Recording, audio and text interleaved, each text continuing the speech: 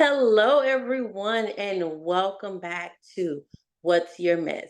Mental, emotional, social status of life. I am your host, Tracey D. Armstrong, and we are back with another amazing guest. Now, I just want to remind you that this guest, their story is not about just the mess that they've gone through, but the triumph and the power that they had to overcome. So while you're listening today or while you're watching, remember it's about being resilient and having that strength to overcome any situation you're in. So I'm going to be quiet and get out of the way and let her introduce herself. Go ahead. Okay, I'm Caroline Millet, and I'm a life coach, and I focus on dating burnout and discouragement, which is a huge problem, especially when you think about dating apps and the effects it's had on dating culture. I have a program called the Six Steps Path, and that helps singles recharge and reset their dating battery so they can move forward with clarity and intuition. And most of all, know when to take a break because they trust themselves and they're attuned to their feelings. So that's what I do now. Ooh, wait, let me get closer. I'm finna lean in, and I know that a lot of people in the audience are going through different types of dating situations. And I know that that is a topic that is very near and dear to a lot of people because it's not easy out there, like for real, for real. So, so let's talk about it. I know you haven't always been there having this program and being a life coach. So, can you tell everybody a little bit about your mess and what you've gone through? It's pretty hard to pick one mess. That's really, really difficult. And it's actually kind of what I do in my program too. It's kind of like, how did you get here? And we really like down and look for these through lines and these choices along the way, things that happen and how you react to them. But I would say that, really how I got here was we have to go pretty far back, but I'm a first generation Vietnamese American, and my family was the first Vietnamese family in Minnesota ever. And I'm sure you understand as a person of color what that feels like to grow up in that kind of situation. On top of it, my father, who passed away in 2021, he, was an alcoholic. And growing up, I just felt like I didn't have security. I wasn't secure at school because of all the bullying and the ignorance I was dealing with. I wasn't secure at home because I had this, volatile family situation with two older sisters, much older than me. They didn't. It was I never felt really safe, right? It wasn't until I was like 8 years old and I started being left home alone that I finally was like in control. And we also had a sponsor family who were so wonderful and loving to me, and they were so wonderful. But at the same time, that wasn't my house either, and they weren't my parents. So their family wasn't my family, even though they were very welcoming. So I really had no place I felt safe, and I didn't have any place where I felt peace. Mm. There was just no safe place to go. I remember sometimes just like closing myself in my closet, with a book and a flashlight. 'Cause it was the only time I felt okay. And when I was not quite 19, I met a man who was 26, and my parents approved of him for some reason. Um, and we dated for a little bit. He moved away, and we stayed in touch. And then later, I moved out to San Francisco as well. And then we kind of started dating again. And then we were together. We were together for 15 years. We were married for 10 years. And something that I really felt with him was like this peace and this this safety. And I think that I really interpreted it that way. Mhm. Hindsight, though, really a different picture, right? Mhm. Mhm. And I'm sure you hear this story a lot, anyone who's gone through divorce and they kind of go, here's what I thought at the time, here's what the reality was. And Right. yeah, and it's this real level setting, right? I realized he had this way of controlling me that was it because it showed up differently than like with my parents, like with my dad. I didn't read it the same way, but it was controlling. But to me, it felt safe, right? Mm. And a lot of people have like that feeling and then they attach it to to a truth. They kind of go like, oh, well, this is what love felt like before. This is what safety felt like before. And they're trying to replicate it again. And every person, every dynamic, every relationship is different. So you can't say that it's always, you can't seek out a replication of anything because it's Mhm. always going to be a little different. Of course, you don't know that then, right? Right. Right. So I, moved with him, moved cross country with him many times, went through a lot of changes, and I felt myself just kind of like dying inside. Just the things that made me me. I couldn't even have fun anymore. I didn't really even know what fun looked like anymore. Um, we had a daughter, and I think she's 17 now. And when she was, what was a decade ago, I finally, after several tries, therapy, counseling, all of that separately and together, I finally received this message from the universe that was so clear as day. He gave me a book called Plan Your Escape. And it was about traveling around the world when you like don't have money, as far as like trading homes with people and things like that, like creative ways to travel without having money to do it. Wait a minute, pause. And who gave you this book? My ex-husband, because I Okay. had sent him a tweet like a year earlier going like, "That looks like an interesting book," and I'd completely forgotten about it. So when it arrived, when he gave it to me, I went, Hmm. and this stillness I can't express to you, Tracy, like the feeling that went through my body when I saw that book. I actually wrote on my Substack about it because the picture showed up, and there's this photo of me holding the book, and my eyes look like I'm just dissociating, just Right. really dissociating. I mean, within 24 hours, like it was clear this time I meant it, right? Like I wasn't going to keep trying. There was no more trying to be had. And, the next year was the toughest year because I had nothing. I had Mhm. nothing, Tracy. I was a stay-at-home mom. I'd been working part-time at a business he wanted to start, and then he got another job and had abandoned it. And then it was like really hard to run a business with him. And couldn't, I felt like that was like really not helping our relationship. So we had sold it for, not a ton of money. And he had had a very spotty employment history. And so I was a stay-at-home mom. I mean, when they say like people fight over money when they get divorced, that's actually you're fighting over debt. More often than not, Mhm. people are fighting over debt. More people get divorced without money than people who do, right? So I had nothing. I had an associate degree. I'd previously been a chef for a few years. I had a culinary degree, but that wasn't really a career I could go back to because I had a little child now, right? Mhm. And that's just really difficult. Also, the pay is really it doesn't make up for the hours. So I still had to live with him for 9 months in a two-bedroom condo. So we would switch out nights that one of us slept in my daughter's room. And he almost immediately started dating someone, and they're married now. And they have a child. So he took no reflection, no time, and I was just like, that's your journey. I really quickly went, okay, you want to fight for equal parenting, you will parent. I will not Mhm. hover over this. You want to live, you're going to move on in your way. This has nothing to do with me. And those 9 months were really difficult, but for the first time in my life, I was a morning person because I was jumping out of bed with hope, Mhm.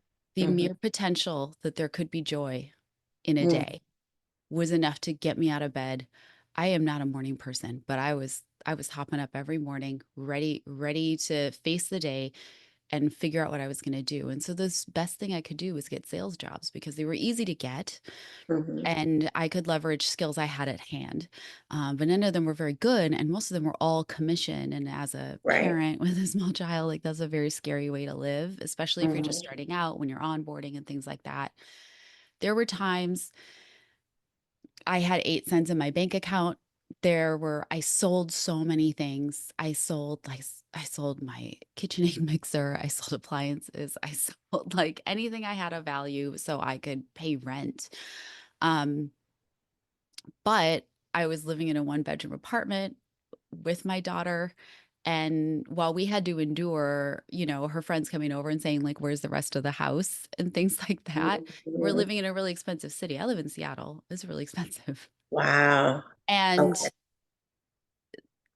it was still ours. Mhm. Like, it was mine, it was what I imagined, I was free to build my life the way I wanted to, and the previous, like, 10 years of marriage and everything, it just felt like it was under this cloud, and I was gonna start over, and I was really going to move forward and find myself and create the life I wanted to. So I went back to school. So I was working full time. I was the primary parent. I was usually doing side hustles like house sitting and pet sitting and all kinds of stuff.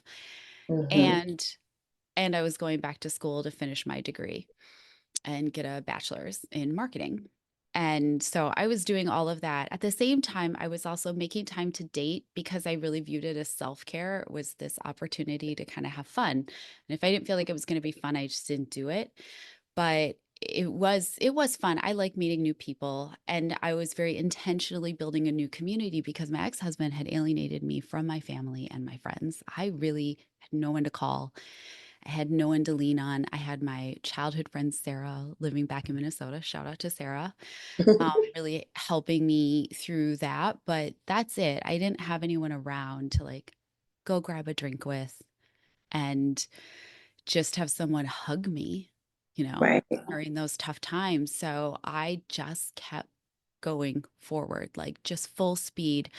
I'm really not sure how I slept. I'm not really sure how I did it. Sometimes I look at it and I think about it and I go, gosh, that was just amazing. There were times I would do my taxes and I would just say, how did I do this?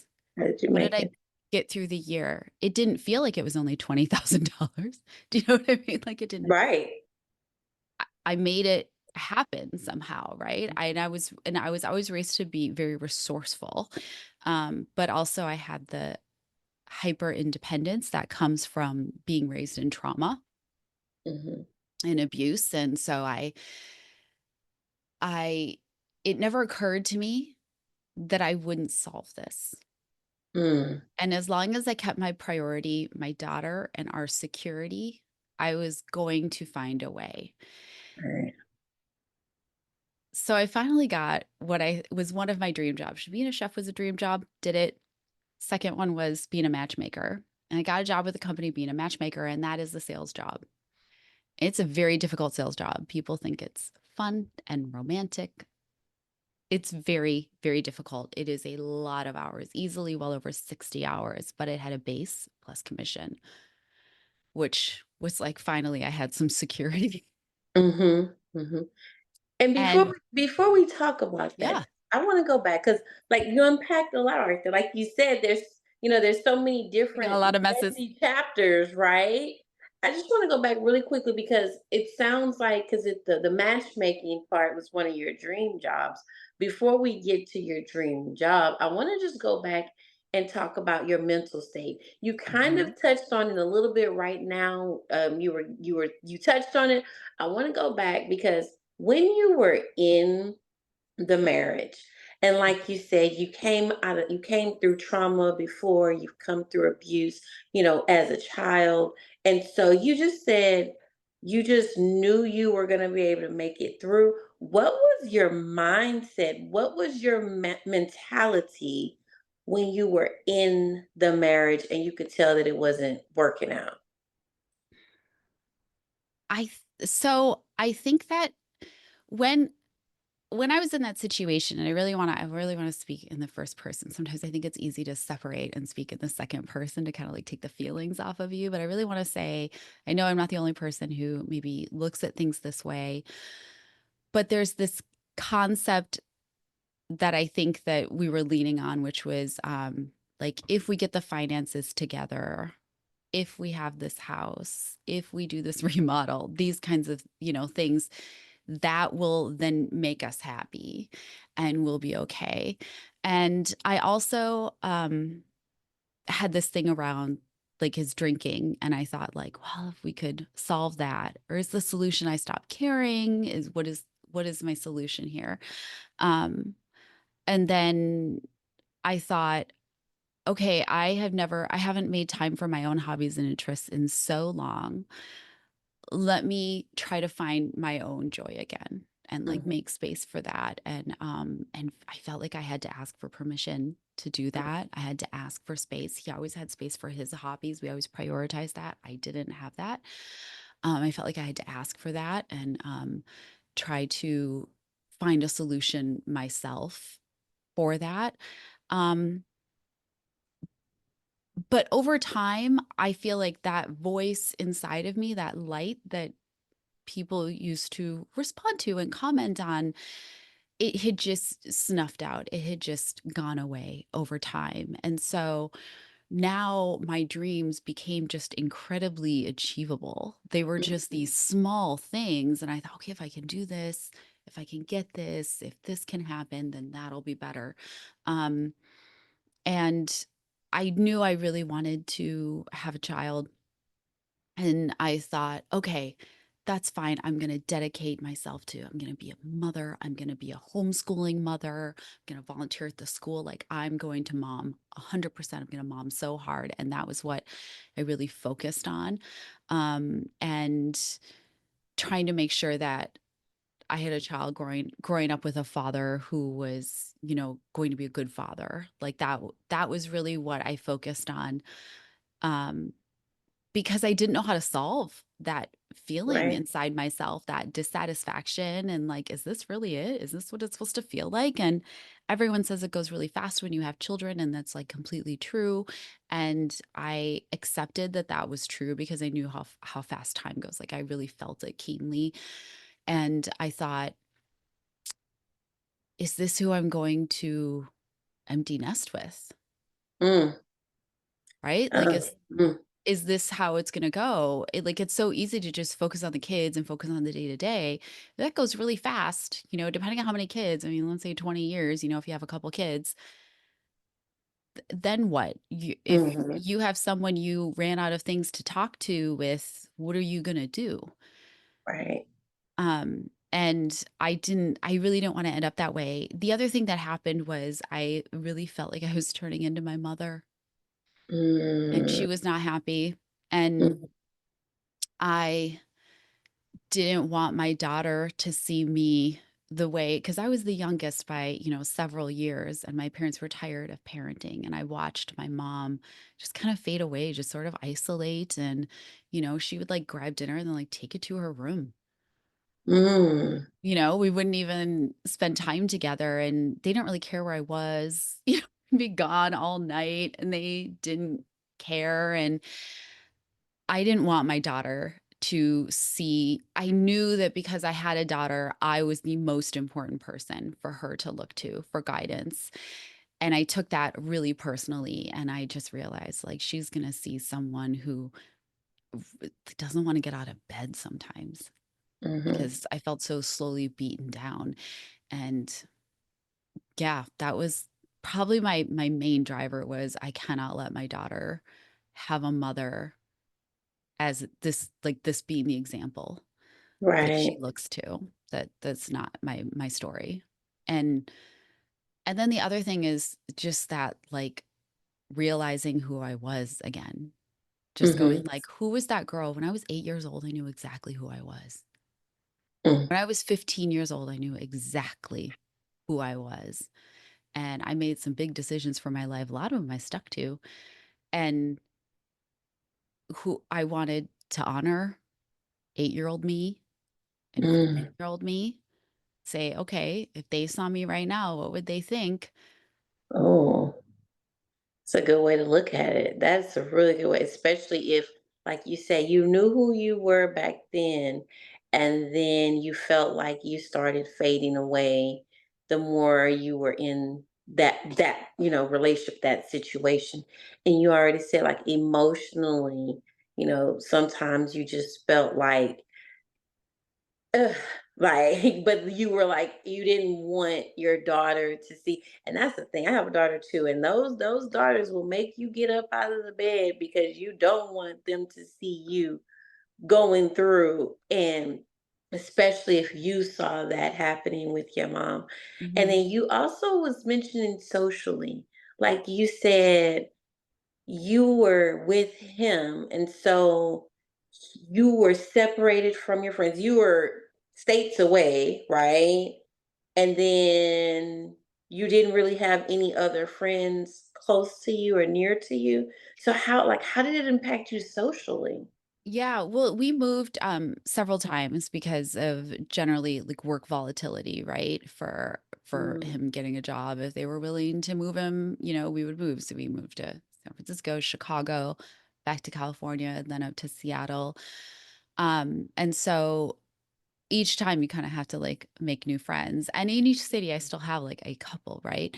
But when we moved to Seattle, one of the easiest way to make friends is that you have a kid, and so I actually built a pretty large network and felt like, okay, this is okay. And after the first couple years, some people still want to only talk about like parenthood and being children, having children and like raising small children, and they're having more mhm, children. And I was not. I wanted to, but just various reasons things didn't land, didn't work out, timing and things like that. And so I kind of got to the point I was like ready to not only be defined by motherhood.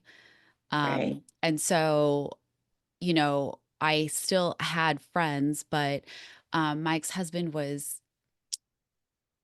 he was like making choices. It's hard to explain, but he was making choices that was making it really, really hard for me to have people over, to feel comfortable around people. I felt like I was lying a lot. I felt like I had to keep a lot of secrets. Mm, And I couldn't really relate to people anymore. And then also because of like, him getting laid off and like employment issues and things like that. So if everyone wants to like go have dinner, well, I'm not gonna go out to dinner. So yeah. then I'm not really hanging out with people anymore. And then after the separation, I asked my mother to come visit. Well, she offered, let's say. My Uh-huh. family at first was like very supportive. None of them are happily married, So I was Mhm. the first one to like pull the trigger. Mm, And they offered to help. How can we help? How can we help? Do you need me to come? Things like that. right, So we finally worked out. I was very explicit. This is what's going on.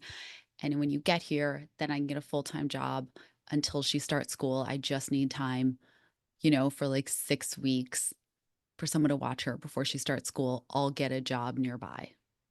I right, had a plan. When my mom showed up and she brought some interesting energy with her, and she had always claimed she really liked my ex-husband. Like she would show up and he would like cook all this food that she really loves. They love all the same foods and stuff. And she showed up, and this is a man I'm leaving, right? And while I wasn't there, he said a lot of things to her that she held me responsible for.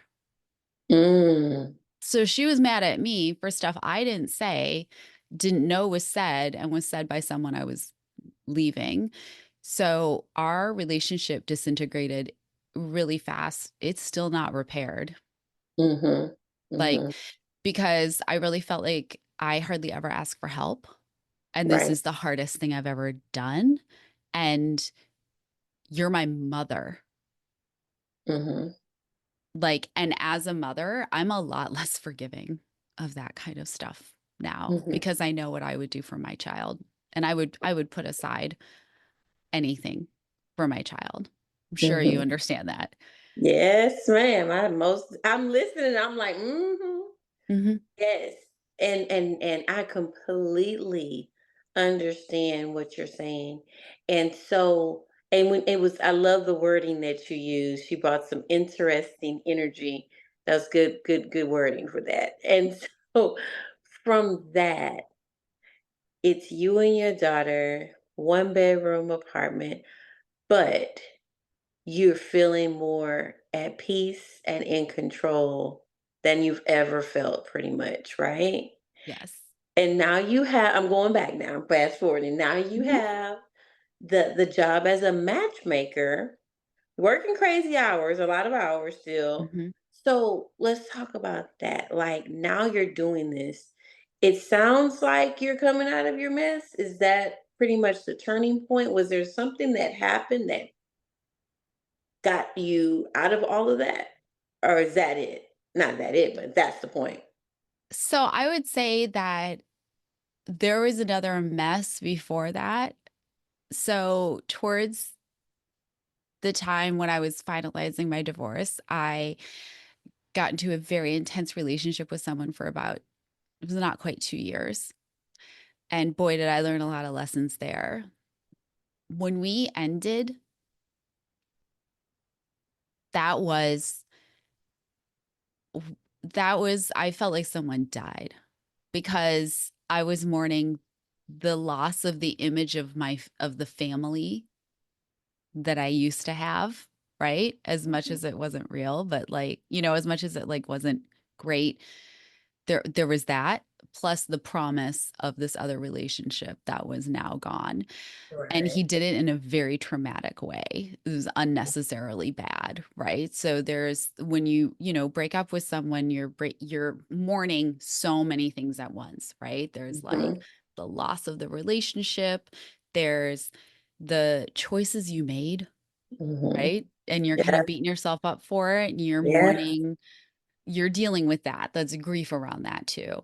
And then there's the how it ends, because some Mhm. things just end so bad, they add another trauma on top of it. Um, and then there was like, I thought he was my future. Yep. So then there's mourning the dream, and it's a lot at once. And I would say I spent most of like 2016 pretty brittle, pretty brittle. Mhm. Um, and I think that that really woke me up a lot to the the role people allow like a relationship to have in how they define their life. Mhm. And so I think when I approached matchmaking, it was with at that point I was 40. When I started doing that, and I had some stories, I had some feelings, right? And I was working with clients of all ages, backgrounds, anything. And I got to the point where I would sit down. So you sit down, you have meetings with people. Some people you sign as clients, some people you just put in your pool to match with your clients, right? Mhm. And it's like an hour. Then I sit down and ask them what they want, maybe sometimes why, how they got here. How did they get here? Where they're talking to me right now. What are they looking for? And I got to the point where I could really predict what people were going to say. It was Mhm. just not extremely surprising, right? And it's the same thing when people say like, I love to spend time with my friends and family. And you're like, yeah, yeah, that's, I want a hairstyle that looks good and is easy to take care of. Yeah, Yeah. that's, the honesty is Mhm. really important to me. Yeah. Even if you're a chronic liar, honesty is important to you because you can't manipulate another liar. Like, of Mm. course, honesty is important to you, right? It's just, the same things kind of over and over with not a lot of, it was like they were trying to articulate a lot of noise, a lot of conflicting messages, a lot of experiences that they hadn't really sorted into a lesson, Mhm. right? And they, that was something that really, after a while, I was like, wow, I could just fill these out. I don't even have to meet with people all the time. Sometimes I could just fill this out. But Mhm. you have to meet people, you have to get a vibe for them. And I s the company was sold, so I'm hustling there. Company's sold. They decide they don't wanna keep expanding in my region, which is fair. It's a tough region to matchmake in. Ask any matchmaker in Seattle. It's a very tough area to do. But I had some clients who were really tight with me, and they said, "I understand that, like, we need to get, like, offloaded to, like, someone in New York and have, like, a virtual relationship, but I still want to be talking about my dates with you." So I kept it on as, like, this quiet side hustle, and I never really I didn't see how it could become a full-time thing. And I went and I worked other jobs, and I was working at a startup, and that got crazy. Like, just the hours, you know, marketing, global programs, and working insane hours. And so I kind of stopped for a while, and then I was getting really burnt out. And so when they laid off almost a third of us, I was like, okay, Okay. I'm laid off. And I knew I've started over. I've had a mess before, and I've Mm-hmm. started over. And then I did it again. And then I did it again. I can do it again. Um, and so I thought, okay, I am not letting, like, especially startups, like children who get handed millions of dollars, who don't know what Mm, they don't know. I'm not reporting to that anymore. Like, I'm an adult. I know what I'm doing here. When was the last time I felt like I was doing something good for the world? It was date coaching. It was date mhm, coaching. So I decided, okay, I'm going to actually get certified. I'm going to become a life coach. This is what I'm going to do. But this is what I want to focus on, is this time when people look at their phone and they look at the app and there's the notification badge, and in their head they're going, God. And they don't even want to open it. mhm, And they're doing it anyway. And there's a lot of reasons why they're still doing it. But what they need is a break, and they mhm, need to get clear, and they have to know when to take a break and how to take care of themselves through this process. Because I fully support people being single. You want to be single, you can have a totally beautiful single life. I really thought that was my path for a long time. But if you want have this vision in your life that has a person in it, and this loving, supportive relationship, like, I feel like there are things you can do to put yourself on that path and align yourself mhm, to that goal, and I want to help people do it. So that's how I took my mess and learned my lessons, and thought, other people don't have to learn things the hard way. I don't want someone to lay in bed crying for 3 days because somebody didn't have the grace to break up with them with the kindness they deserve. mm, Like, you don't have to come out of that and then spend 6 months feeling like one wrong thing will just snap you in half. Like, that's not necessary. mm. And that happens a lot. And it Yeah. happens more often than people know because people aren't going to come out and tell you that that's what's happening. And you said a couple of things you said just now was a word. You said like how you came through a mess before and then another mess, and you came through before, so you knew that you could come out again. And Mhm. and somebody needed to hear that. You've come through things before. You may be in a situation right now. Just because you're in that situation now doesn't mean you can't come out. You've come out before, you can come out again. Mhm. And that's what I want to ask you next. What advice would you give someone who may be going through a similar situation, let's say in regards to being in a relationship or a marriage that they may know that it's time to leave, or going through the feeling like they're losing themselves? What Mhm. advice would you give someone that's going through that right now? Well, there are certain things that are that people say all the time, but I think it's really important that you keep it in mind for anything, which is 5 years from now, how old will you be? 5 years from now, what will have happened? Hmm. Do you want another 5 years the way the last 5? You're The time's going to pass regardless. How's that going to look for you? What's the story you're going to tell yourself? I do think asking, have a conversation with your 8-year-old self. When was the last time you felt certain about who you are? Who was in your life then? Who are you still in touch with? Anyone who knows you then? Ask them to tell you who you are, describe you. And is that still you?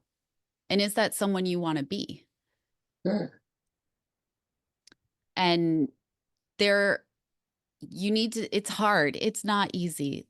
This isn't easy. It's kind of simple though, right? If you think about it, but it's not easy. But what I have almost all my clients do at one point is ask themselves, first of all, describe themselves. They make a list, all the adjectives that they would use to describe themselves. They make mhm, another list where they play that mind movie in their head of how they are in their dream relationship or their dream future life and describe that person. mm, And then you go to your friends who know you really well and you have them describe you. And they need to give you examples. If they say, well, you're very uh, abrupt. Okay, give me examples of how I'm abrupt, right? You go through those examples and you figure out, okay, what was my intent that was received this way by people around me? And how do I close the gap between that and how I look at my future? mm, And circle all the there's always areas you can grow. And there are things that you need to just accept about yourself and love about yourself that will not change. You know, I will never actually permanently be an early bird. I'm a night owl. I'm born that way. It will not change, right? mhm, But there are usually things that you can like reframe and look at differently, and that you can apply as kind of like a superpower, right? And there are other things that are changeable. Like I need to hang out my clothes. I can't just throw them on the chair all the time. You know, there are things that are mhm. changeable that'll make me an easier person to live with, but there are things that aren't. And you need to embrace your authenticity and love yourself and just also have that awareness when you go, okay, well, like I get really loud sometimes and I have to go like, okay, I have to like take it down, Mhm. take it down, That's getting me too too. excited, Me too. getting some side eye. I have to take it down. And there are little things, right? So it's not about changing, but it's about saying this is who I think I am and this is how I'm being received. And this is the Mm, person I'd like to grow into, right? And sometimes that person you're imagining in your mind movie is has nothing to do with you. And then and then we have to start figuring out why. Why are you imagining yourself in a future, in a life that isn't you? Who taught you that? Why do you mm. think that looks like a good relationship? Why do you think that's who you need to be? I'm never going to be a soccer coach. Like my orange wedges, they're not shown. I'm forgetting, you know, like I'm not going to assume I'm that person because I'm not. So I need to stop imagining it because that's not who I am. I have other superpowers and that's not it. Wow, you talking and I'm thinking, I'm over here questioning myself. I'm like, well, where do I see myself in 5 years?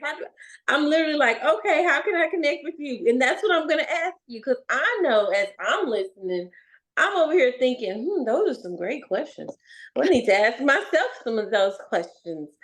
So, if you're a life coach also, so if someone wants to get connected with you, um, how can they do that? How can they connect with you to either get some life coaching or to get some dating tips or to get match made, everything that you do? How can they? Yeah. Yep. So I have a bunch. So my website is called the 6 Steps Path. And I also have I'm building a Facebook group, launching it for dating support. I'll go live. I'll do AMAs there. I'll give out free sessions there too.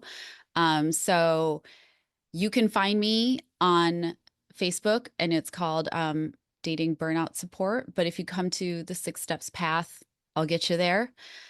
Mhm. I'm also on TikTok at CHM 6 Steps. Okay. So you'll find me there, getting over my, need for perfection. I was definitely raised to believe you cannot speak or open your mouth until it's perfect. Mhm. And just really getting over that with an audience, which is which is fun, but it's good for you. And then I do one-on-one coaching. I have an online course. So first I wrote a book, and then I was like, this is just going to be better as a course. So I turned it into a course, and I want to offer your audience if they want one-on-one coaching or the course, they can get both either for 25% off with the code WYM25. Mhm. Okay. So that's how people can find me. But I give it away for free on Facebook, which is who knows how long I'll do that. But Exactly. I feel you. Me too. A lot of things you were saying, I was like, "Oh yeah, me too." Because I had to learn it doesn't have to be perfect in order to put it out there. Because I was like, "Oh, can't do that. That's not perfect. Nope, nope, nope. Redo." But getting away from that actually helps you get going on Mhm, the things that you're actually trying to put out there. And what I will do is all of the information, all of the links to your contact information. I'll have it available in the show notes, everyone. And I'll put it at the outro. So if you're watching by video, you got to make sure you watch to the end so that you can see all of the information and get connected. And then you get that discount, that mhm. 25% off for signing up. So make sure everybody that's listening and watching take advantage because I'm over here thinking about, okay, I need to connect because these questioning myself. I'm like, yeah, those are some great questions. I love it. I love it so much. I mean, I have people tell me like, I can't believe just over the first, half of the program, they go, I can't believe how far I've come. And it makes me, I would jump up for joy. Like it just makes me feel like, okay, all of my mess was worth it to Hmm. have anybody tell me that I was helpful to them and that they feel more confident and they feel a lot clearer and they know how to love themselves by giving themselves permission to take a break. You know, Yes, you you can your take a break. your perfect person isn't going to swipe on you when you're taking a break. Don't worry. You need to take care of yourself. Exactly, that fear Mhm. of missing out. It's like, oh Oh my no, if I'm gosh. not on, I'm gonna miss that. That's true because if the perfect person is perfect for you, then they're gonna be there when you're ready, and Won't if that's pass you gonna by. be exactly that's gonna be that perfect And you person. won't see it if you're feeling crappy. Ooh, You're not even gonna know because you're just sitting there going red flag, swipe like left. right. You're not even thinking positively at that moment. No good comes from it. So just don't do it. And you'll be then swiped your perfect person away. So, Mhm. and that's before we wrap up. Are there any last words of encouragement for anybody out there that's listening? There is no perfect person. There is the ideal relationship dynamic for you. I'm getting the ideal relationship dynamic for you. Mhm. Oh, that's good because it's going to be for you. And like you said Mhm. earlier, everybody's relationship dynamic is different. And so you have to realize the one that is for you. Yeah, my course is called It's About You because when someone breaks up with you and they say, "Oh, it's not about you, it's about me." It's like that just takes away all of your power. What are you supposed to do with that? There's like no constructive information from there, right? Hmm. So it is about you because you're all that matters. It's Mm, your life. It's not about impressing somebody else. It's about it's your life and it's what matters to you. So it is about you. Let's focus on you. Focus on what's within your control and you're going to feel way more empowered to go out on your journey towards finding that ideal partnership. that's right. I love it. I love it. We're going to end on that because I'm going to repeat what you said. It's your life, and your life matters just as much as that other person's. Mhm. Thank you for sharing your Thank you. story. Thank you for sharing your mess. Yes, your messes have become a A lot of message. And so know that everything that you've gone through in life was not just for no reason. It was so that your message could be transformational to someone else who's out there listening. So thank you for sharing. Thank you, Tracy. This is my pleasure. Yes, and everyone, as we wrap up another wonderful, wonderful episode of What's Your Mess, I want to leave you with this powerful quote to take with you throughout your lives. If you want to be sad, keep thinking about your past. If you want to be anxious and worried, keep thinking about the future. But if you want to be happy, focus on the present day and be grateful for the things that you do have.